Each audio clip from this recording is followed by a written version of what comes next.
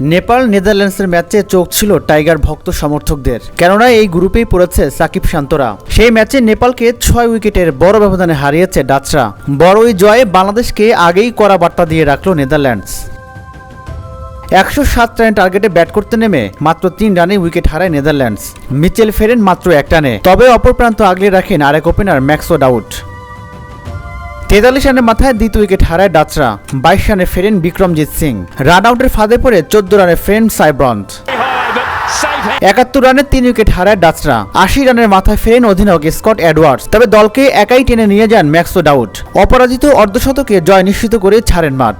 এর আগে টসে হেরে ব্যাট করতে নেমে ডাচদের বোলিং তোপে পড়ে 4 বল বাকি থাকতেই 106 রানে অল আউট হয়ে যায় নেপাল। নেপালের হয়ে ইনিংস উদ্বোধনে নামেন কুশল ভুটেল ও আসিফ শেখ।